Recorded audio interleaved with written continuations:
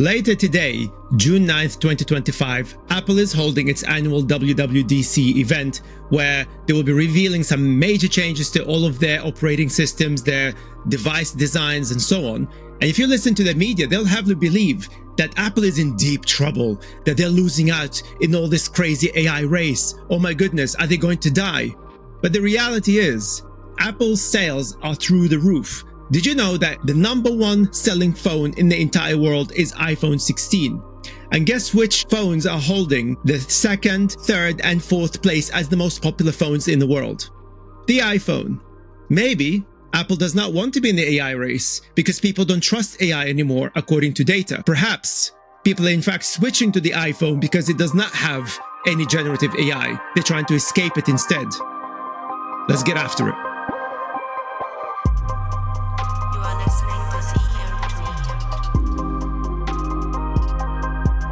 Now, this episode is split into 2 parts. The first part is just more of an announcement because you may have noticed that I've disappeared for like 5 weeks, and I apologize for that because so much is happening. It's crazy. I mean, I can't wait to tell you, but it's going to take hours for me to go through everything. So just watch out for the next episodes. I'll be announcing a lot of different things that are going on.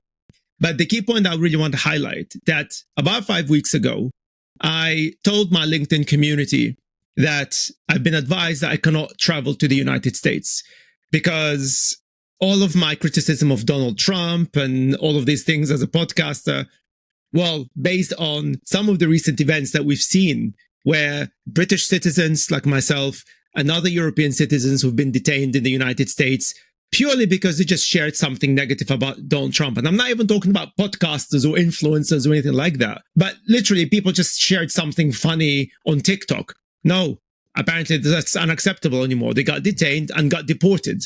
I mean, even the American influencer, much bigger name than me, I'm nothing compared to him at the moment, Hassan Piker, who is a left-wing commentator, and he's an American citizen who apparently got detained when he arrived in America from his holiday in Europe. And they questioned him and everything. I've got a whole link of his interview where he's describing this in the description for you just to check out. I mean, so much for freedom of speech. What happened to that? But anyway, back to what I highlighted. I just want to say thank you to everybody that was quite concerned about that. I just want to let you know that I'm not fazed by this at all. Like, as an entrepreneur and ex-pro athlete, I thrive on challenges. When people try to intimidate me, try to push me around, that energizes me. I don't get all scaredy or whatever. No, hell no. Hell no. They obviously don't know me. Keep on pushing. Believe me, I'm going to push back even harder. Case in point, until that 5 weeks ago on LinkedIn, for example, I think I used to post maybe like twice a week or something like that. So I made a commitment that I'm going to now post every single day, sometimes even twice a day on LinkedIn. And I really appreciate you. I know you guys, some of you on LinkedIn are listening to this podcast. I want to say that I really do appreciate you, your support, your all of your DMs, and the fact that you're following me, and my following is literally exploding on LinkedIn right now. Thank you. All of that really does mean a lot to me. And because of that, I am committing even more, because obviously it shows that everything that I share with you, what I try to highlight and challenge all the narratives that basically damaging our society, it matters to you. And because it matters to you, it matters to me too, very, very much. And that's why I'm going to push even harder. And speaking of which, the same thing will now apply to the podcast. No, I'm not posting daily. Easy now. Maybe one day in the future. Right now, I can't do that. But what we're going to be doing, this is my commitment to you, is that I will be publishing a brand new episode every single Monday, 6 a.m. GMT. So you'll start the week. I'll be there with you with some really good discussions with some great guests. And in fact, my next episode is with a phenomenal guest that you really do not want to miss. For those of you who might follow me on LinkedIn, you might know who I'm talking about when I start referencing vampires. Yeah, if you know, you know. So starting immediately, every single Monday, 6 a.m., there'll be a new episode on the CEO Retort. Everywhere, wherever you get your podcast, we'll be there. And that's my commitment. No matter how many times people try to intimidate me, guys, in the world of business, people always try to intimidate you. Your competitors, your investors, everybody's trying to intimidate you. It's just basically part of my day life. In fact, if nobody intimidates me, I feel something is wrong in the world, right? So I get excited by that and get energized by that. But also, I want to say thank you to those of you who've been donating like $1 here, a couple of bucks there. That makes a huge difference. I really appreciate it. I know money is tight, but some of you even joined into our brand new membership, which is called the Founding Membership, where you can get access to live events with myself, some of the guests and so on, Q&As and that kind of lovely stuff, because we're not putting anything behind the paywall. I mean, I do not want to have that. You have access to everything for free. So if money is an issue, please make sure you subscribe on YouTube. Make sure you follow us on LinkedIn. Follow me on LinkedIn. Make sure you also follow us on TikTok, CEO Retort, and make sure you follow us on Spotify and Apple Podcasts. And apparently, in order for it to work, you have to provide a review as well. So you have to give us a star rating.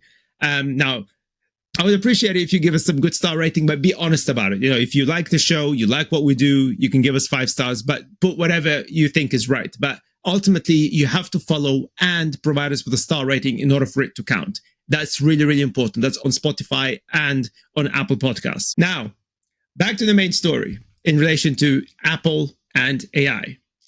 Now, as I said in the introduction, people think that Apple is in trouble, and you see all the tech bros laughing at Apple or whatever, but actually Apple seems to be having the last laugh because they are absolutely killing it. Now, if you look at this chart on the screen, this is from Counterpoint Research, and you can see on the top left there, Q1 2025, and they're comparing it to Q1 of 2024. So iPhone 16 sitting very comfortably at number 1 spot, iPhone 16 Pro Max number 2, close second, and close third, iPhone 16 Pro, and then further down is iPhone 15. But look at the difference. This is absolutely phenomenal. How could anybody think that Apple is in trouble? To me, people who make these statements shows that they haven't got a clue how the tech sector works. And more importantly, they don't seem to understand AI. Now, firstly, if you're old enough to remember Apple, like me, they were always like that. They were never at the forefront of anything. They were always behind, actually. You know, when they released the iPhone, it wasn't the first smartphone in the world. In fact, let me show you. This is the first smartphone I had from Microsoft. This old piece of brick here. This is called the XDA2, I think. Yeah, it is. Yeah, XDA2, right? That had Windows Mobile. I can't remember if it was called Windows Mobile at the time. But basically, that was the smartphone that was available to us before the iPhone.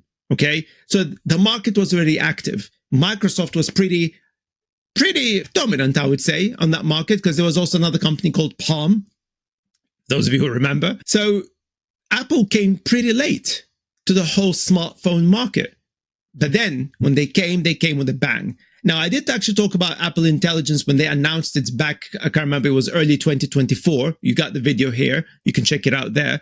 And I highlighted at the time that Apple is moving in the direction where they are prioritizing privacy, your privacy, and they're prioritizing what it's known as edge AI. So AI that is on your device. So instead of having AI like you see with ChatGPT and all the other models, which is all sitting on the cloud somewhere, and all of your conversation is actually being uploaded to these servers and used to train these models.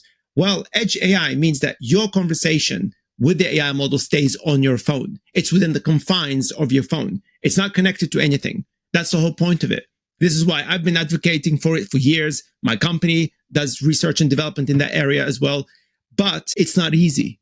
Because, as you know, with large language models, they're huge, okay? They require quite a lot of processing power. They require pretty much, I mean, the reason why all these companies are investing heavily into data centers left, right, and center, which is terrible for the environment, of course, but that's another discussion for another day. But it requires major level of compute. And you don't have that on a phone. It's really difficult to replicate that on the phone. But what Apple seem to be trying to do, and I think they made a big mistake, because Apple also known to be arrogant. I'm not here to kind of defend Apple in any way, by the way. Apple is known for being arrogant as a company. I think basically what happened in 2024, they thought, hey, you know, we've got all the best developers in the world. We've got all the money. Like, they're sitting on, I don't know how many hundreds of billions of dollars of cash reserves, literally, right? So they've got all the resources to build their own language model. And I think they thought, you know what? We can build our own LLM that is probably smaller, more efficient than GPT or whatever. But then it turned out that actually, maybe it's not that easy. Yeah, you guys should have contacted me. I would have told you, because we've been building these things since 2012, okay? Before people were talking about language models. So there's a lot of R&D in that area. And of course, we've seen what DeepSeek achieved in China. They created a language model that is actually more efficient, much lighter, yet it's performing pretty well compared to ChatGPT and the others, although it's not that secure. So I wouldn't really be too reliant on that if I were you. So there's a lot of dynamics going on in here. And I actually feel that Apple probably realized that people also don't like generative AI. In fact, I've been warning about this for a very long time. And the reason, in fact, why I started doing what I'm doing right now is my frustration that the AI sector is killing itself. The entire hype is actually destroying the reputation of AI. Feel free to go to TikTok and see all of my old ranting videos where I was saying that, look, everything is killing AI because they're killing the reputation of AI. Because the future of any successful AI is not how big the model is or how cool it is or whether it sounds like some actress or whatever. People want to trust AI. Trustworthy AI is the AI that is going to be the most successful AI out there. There's a reason why I'm quadrupling down on my company, that we're prioritizing ethics, responsible AI, and safety. We don't care about the bells and whistles. But it turns out that people don't either, because looking at these figures, that suggests to me that people just don't care that the iPhone does not have a built-in generative AI capability. The idea that Siri is not as clever as GPT, they don't really care about that. And in fact, this actually reminds me of a conversation I had with a colleague recently, where we were wondering if people they would still rather use Siri, despite how it's pretty useless, but at least it doesn't hallucinate in a way that would make your children want to harm themselves, right? Siri or Alexa, last time I checked, did not encourage people to commit suicides. Sorry, trigger warning. But this is what happened with generative AI chatbots. And in fact, if you follow me on LinkedIn, I've been reporting more and more and more stories like that. It's still happening today in 2025. So this hallucination problem is not going anywhere. In fact, research has shown that hallucination problems are getting even worse. So despite the models are performing better, hallucinations are worse than there's ever been. So perhaps Apple are thinking to themselves, you know what? Why are we wasting our time with this crap? Or maybe they're thinking, you know what? The reputation of these companies are basically in tatters right now. Just obviously the tech bros, they love everything. So let's ignore them, all right? The vast majority of the population, look, I speak to businesses all the time. They do not trust AI. And to me, that's actually dangerous, not just for the AI's future, but even for their company. Because if you do not have an AI strategy for your business and your competitors do, you're screwed. I mean, there's no doubt about that. And I've been saying this even before the generative AI hype. It's an AI power, right? It's a tool that really empowers your company to become more productive, more creative, etc., etc. So you've got to understand that the future of AI is pretty much in your hands, but you've got to get it right.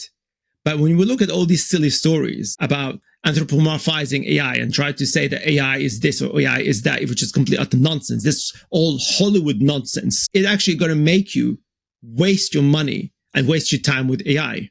And case in point is the new research that was published by IDC in March 2025, that 88 of observed proof of concepts or POCs don't make the cut to wide-scale deployment.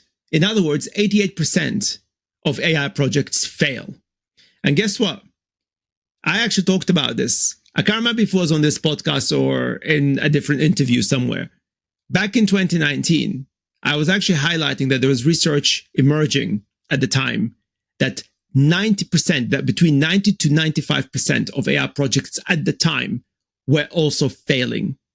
So if we only moved by about 2 to 5% since 2019, I mean, we're not doing a good job, are we? So if in 2019, AI projects, 90% of them were failing, and today it's 88%. I'm sorry, does that look like progress to you? Considering the amount of money that's been thrown at it since then. That's failure. So perhaps we're not investing in the right approach towards AI, are we? But not to mention people's trust. Going back to this point, let me give you a challenge. When you say the term AI, what's the first thing that comes to your mind? Please comment below. This is the question I used to ask people in my speeches for years. So when I started to speak more publicly about these things in 2019, I've been invited to events, and every single time I would love to play this game where I would ask the audience, what's the first thing that comes to their minds when I say AI? At the time, 99.9% of the time, people would say Terminator or R2-D2 or any other robotic character from Hollywood. Even when I had events with developers and engineers, the first thing that comes to their minds, again, is robots and automation. Now, strictly speaking, AI and robotics are two separate fields. Yes, there's a lot of connections between them, but they're not the same. You don't have to have AI for robots to operate. There are loads of robotics systems out there that just don't rely on AI at all. But in the same way, you don't need a robotic or some kind of a physical vehicle to deliver AI to the world, because AI can be injected into anything and everything. Hence, AI has been part of your life for well over 20 years. I know, because I built some of these things. I'm one of the people that brought AI to the world. I don't know if I should say you're welcome or I'm sorry, but to defend myself, it's B2B. I never done anything for the consumer market. In fact, I was pretty much against it. This reason, one of the reasons why I actually built my company and started to have this podcast. So trust in AI has always been pretty precarious. And what we try to do, and what I try to do, is kind of change that perception to say, well, actually, no, AI is not about the Terminator. That's just Hollywood. You can do some really amazing things with AI. And of course, fast forward to 2022, 23, when I asked the same question, people used to say ChatGPT. Obviously, right? For obvious reasons. Now, this year, 2025, do you know what people tell me now when I say, what's the first thing that comes to your mind when you think of AI? Fraud, deep fake, sextortion. Wow. Not even ChatGPT anymore. Misinformation, that's another thing that people say. So in other words, nothing positive. Nothing positive. Now, some people go on about productivity. Now, again, we can debate about that. Again, I'm not going to do that in this video. But again, what do you mean by productivity? Because frankly, when I look at the examples that some of these tech bros like to use in terms of, the use cases of these generative AI, I just laugh. I'm like, seriously, man? It's like, oh yeah, look, this generative AI agent thingy can basically book my holidays for me. Really? Because you can't book your holidays on your own? I mean, what are you talking about?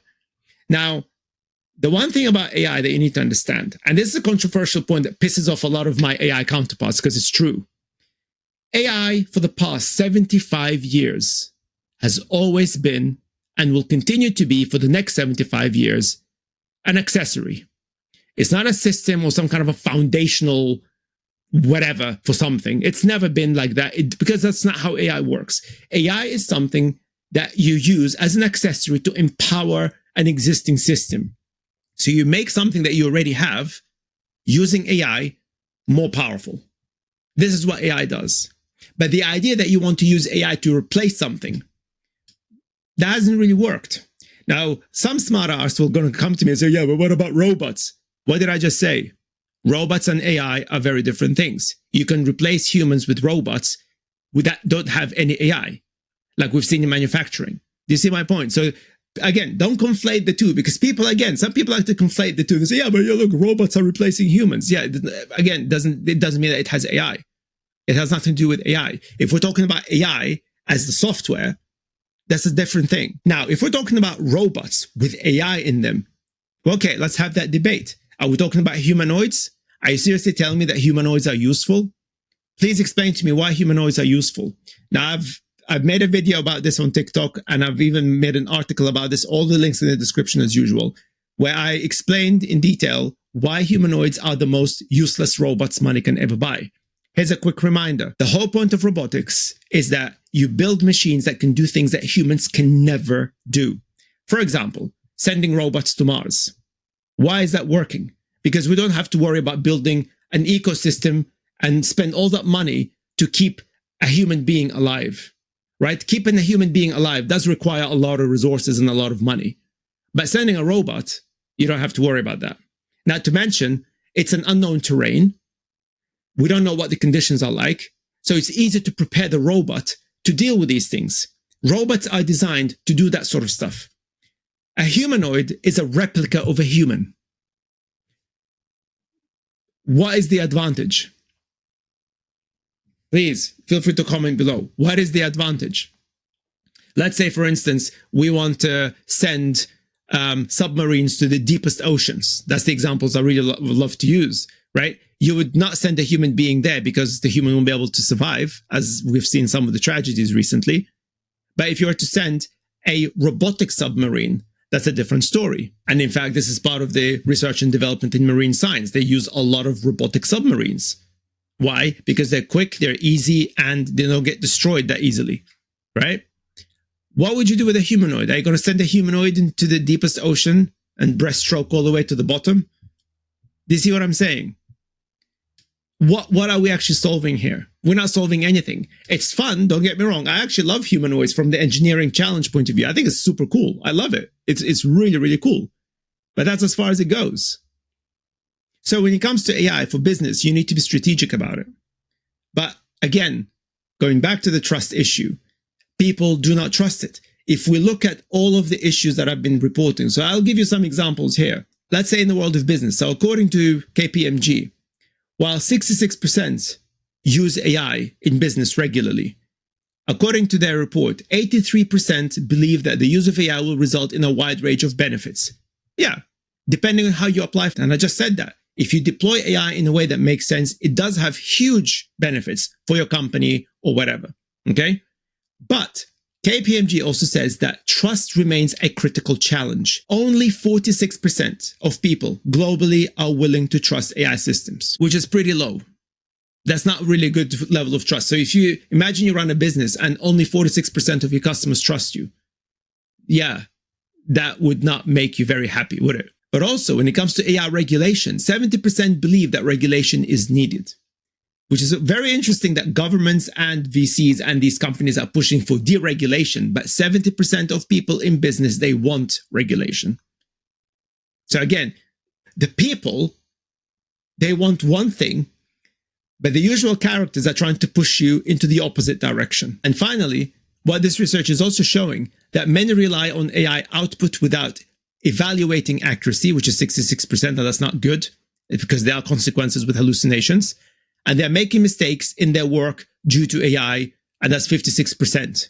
So 56% of your workforce basically making serious mistakes because of AI. And there's so many examples that I'm sure you've heard about in the news where you had lawyers decided for whatever reason to use ChatGPT to write their cases, and it kind of made up all sorts of nonsensical or non-existent case numbers, and of course it pissed off the judges, and there are loads of examples like that. Hence, you should not rely on AI in these critical situations because that's not what it's designed for. Not to mention, of course, the recent report that RFK Jr. seemed to have used ChatGPT to write his health report on children's health. That was absolutely filled with hallucinated garbage and made-up citations. There's a very interesting report from the Rolling Stone that I've got in the link for you in the citation section because it's absolutely abysmal. But this is an example. I mean, if we have people relying on AI at such high level with all the crap that comes out of it, how can you expect people to trust it? And I think this is where probably Apple are watching all of this and they're thinking to themselves, should we really jump on this hype?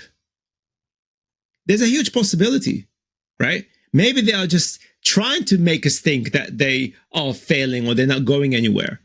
Maybe they're just simply saying, you know what, let's just wait. Maybe this whole thing just going to collapse.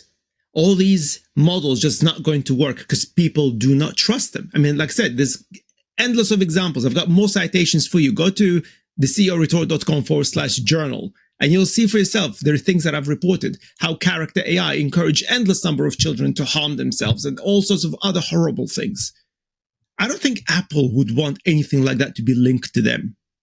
I doubt it. So now whether they're intentionally not doing anything or intentionally holding back, of course, I don't know. But if we're looking at these sales figures, Why would Apple compromise that by forcing this AI to your face when people don't trust it? You know? So imagine if you've got a product, you're running your own company, and you've got a product that everybody loves, and you say to people, hey, I want to put AI in there. And your customers say, well, actually, no, we don't want it. What are you going to do? Are you going to say, you know, I'm going to put AI anyway? Well, you can try if you want. But if you do that, well, you're going to face the same sort of backlash like we've seen recently with the CEO of Duolingo, when he came out all confident publicly say, yeah, you know, we're using AI to replace some of our workers. And he was all kind of uppity about it. And then a week later, he just basically had to backtrack and said, actually, I didn't mean to do it. Yeah, actually, you did mean to do it, mate. You did. Let's just cut the bullshit. Yeah. He had such a massive backlash all over social media. And I'm sure you guys have seen the stories about that. Same thing happened to Klarna CEO. Same thing happened to Shopify CEO. And the list goes on again. I mean, people do not want it. So I think, let's be smart about it. I know the media are getting all crazy about it because they just want the clickbaits. But Apple aren't in trouble. Like I said, look at the figures. You know, if you imagine if your product is the number one product in the world, I don't think you'll be in trouble. I think you'll be fine. Maybe their shareholders will be a bit quieter now because their shareholders, the problem with shareholders is that they want the hype. But Apple is actually in a very powerful position where they can tell the shareholders to shut the F up, basically, right? I think other companies can't do that. But Apple, of course, you know, when they're demonstrating that they've got such successful numbers, why would they want to change that? Why would they want to risk it? This is really the key message that I would like you to think about if you're a business owner or a decision maker. There's a reason why people describe me as the anti-AI AI entrepreneur, because I've been saying this for literally day one. I mean, we created Nebula, my company, as a direct result with this situation where people just jumping on the AI hype and absolutely screwing things up, as we've seen with all these statistics, 88% failure rate. I mean, we get a lot of companies coming to us and say, hey, you know, we spent all the money and, you know, can you help us? This is the problem. So if you're actually thinking about deploying AI in your business, be very careful what you wish for, because you might do it. You might think that you're really cool and you're all whatever modern, but your customers might absolutely punish you for it. Remember, customers are always right. Now, some people always like to use this silly example. Yeah, well, you know, Steve Jobs, nobody knew that they wanted the iPhone. Actually, people did know that they wanted the iPhone because smartphones already existed. If people did not want smartphones, Microsoft would not have succeeded with their smart devices. Palm wouldn't have succeeded. So Apple absolutely knew exactly what they wanted. What they said they wanted to do is to say, well, how can we introduce the Apple way or the Apple alternative to these products that are showing to be very successful? So now, yes, generative AI is used and is quite popular, but I'm sorry, it's not successful. How can you say that it's successful? Do you know how much money these companies are losing? For every dollar that they generate, they're losing between $3 to $5, up to 5 times loss rate compared to their revenue. That's not sustainable.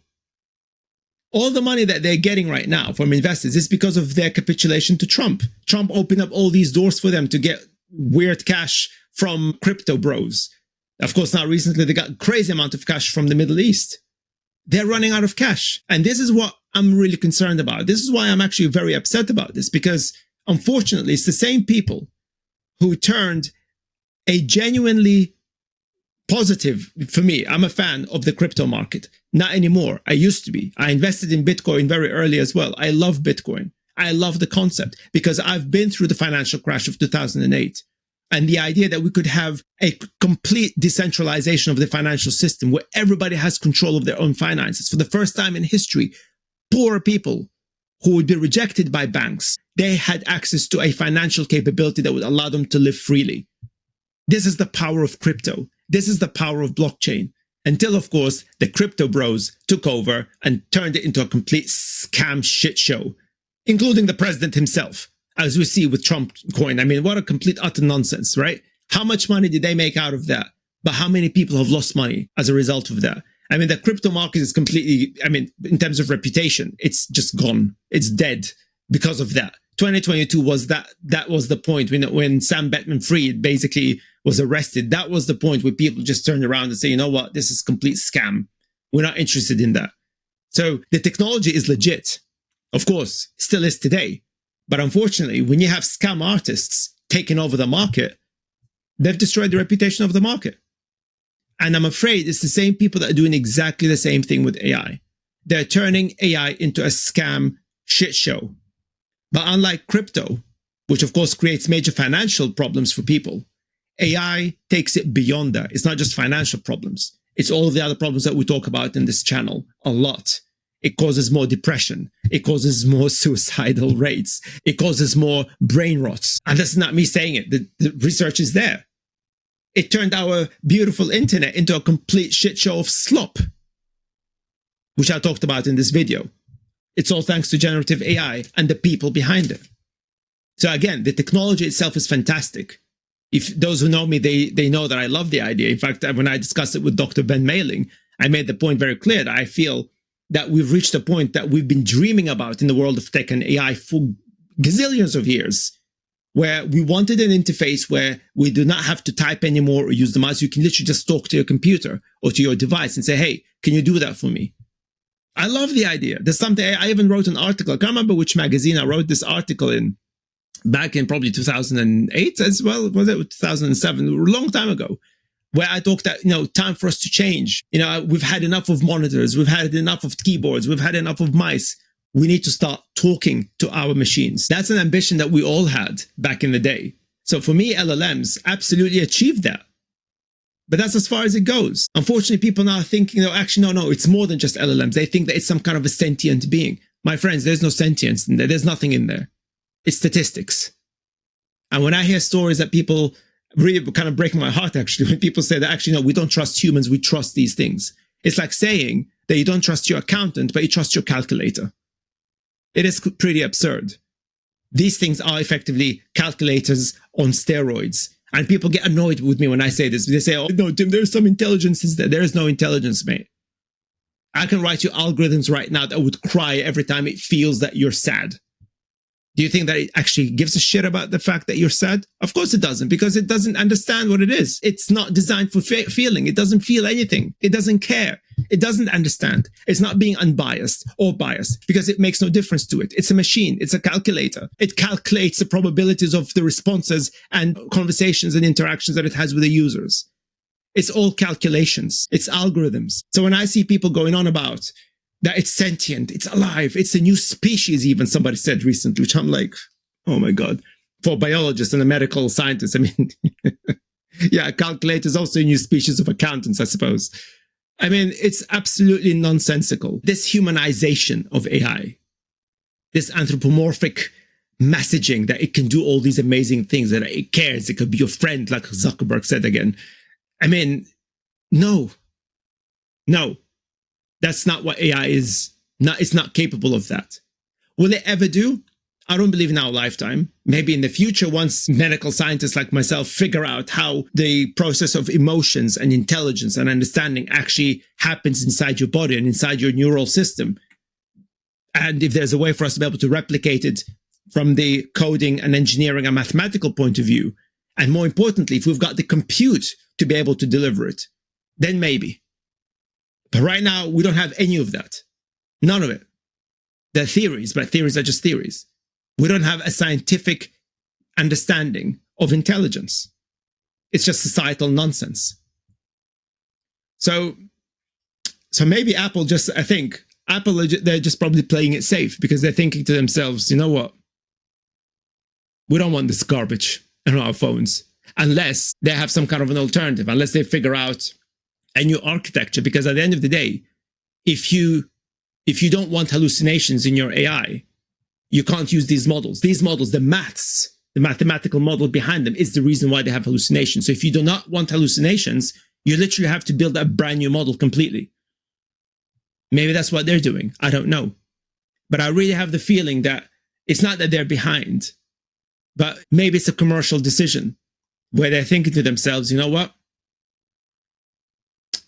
Our sales are good. People love our products. People even switch into our products, despite the fact that we are behind, quote unquote. Well, maybe people want them to be behind because people do not want any of that generative AI on their phones in the first place. And Apple are very good at understanding what people want. This is the reason why their products are the number one in the world. So take everything that you hear in the media with a pinch of salt about these things. But I think this is fascinating. I actually believe, this is just my opinion as a conclusion here, that I believe Apple are just holding back. They're not behind. They're just choosing to step back a little bit and see what happens to the market. Let the market eat itself alive. And then once it's dead and burnt, then they'll move into whatever direction they choose to move in, because they've got the resources, the ability, and more importantly, the most popular product in the world right there available at their disposal should they decide to deliver whatever they want to deliver. That's just my take on it. What do you think? Do you think Apple is planning this properly? Or are they generally completely out of touch with reality? You tell me. I hope you enjoyed this conversation. It's one of those monologues I haven't done for a while. And don't forget to tune in every Monday, 6 a.m. GMT for brand new episodes. And I really, really cannot wait for you to watch that episode with my vampire friend. Absolutely cool stuff. So, my friends, thank you again for all of your support. And I'll see you in the next one. Peace. You are listening